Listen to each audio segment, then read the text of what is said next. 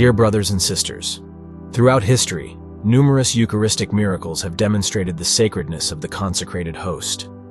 These miracles have been embraced by the faithful as a confirmation of the real presence of the body and blood of Christ in the Eucharist. Today, thanks to advancements in technology and science, it has become possible to analyze and study these miracles, leading to a better understanding of the phenomenon. The conducted analyses have revealed astonishing results that leave even scientists speechless. Before we proceed, I invite you to subscribe to the channel and become part of our community of faith and prayer. Cardiologist Franco Serafini has recently published the book, A Cardiologist Visits Jesus: Eucharistic Miracles Tested by Science. I highly recommend purchasing this book. In his book, Dr. Serafini revisits the most significant Eucharistic miracles, employing the language of science.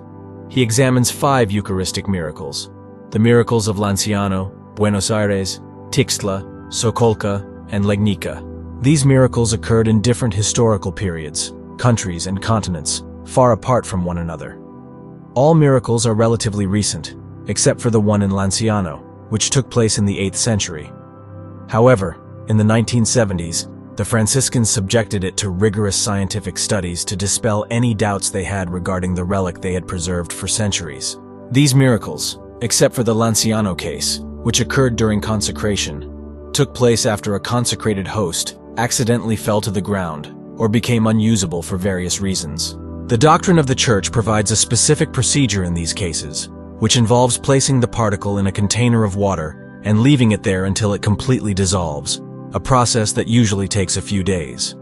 However, it is precisely during this step that the miraculous sign has been repeated multiple times. Instead of dissolving, the consecrated host has transformed into flesh and blood.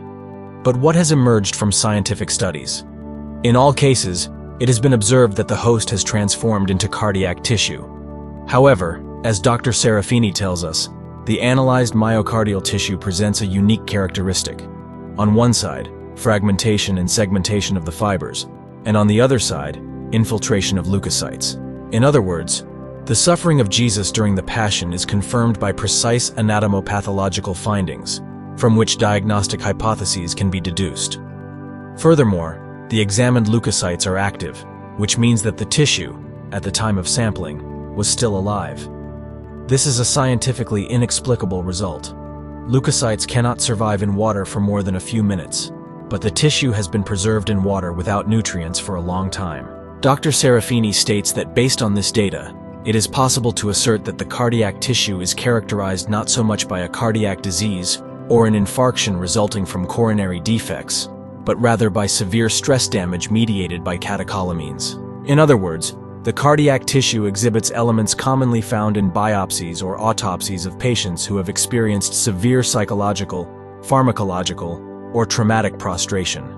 For example, victims of an airplane crash or death row inmates.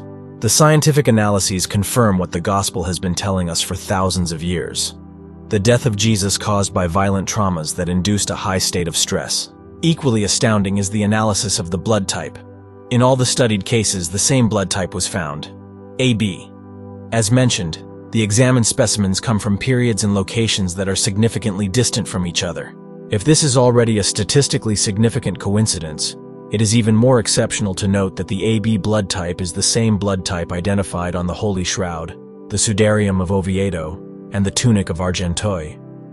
These ancient relics make it impossible to consider the work of a forger, since blood types were completely unknown at that time. It is a truly miraculous coincidence that often does not receive the attention it deserves. Recent scientific studies on Eucharistic miracles confirm the transformation of the consecrated host into human cardiac muscle, validate the cause of death resulting from torture and violence, and identify the same blood type. Dear brothers and sisters, scientific studies confirm everything that the Gospels have handed down for over 2,000 years. Eucharistic miracles remind us of the sacredness of the host and the real presence of Christ. Let us know your thoughts in the comments and subscribe to the channel to stay updated with new videos. God bless you.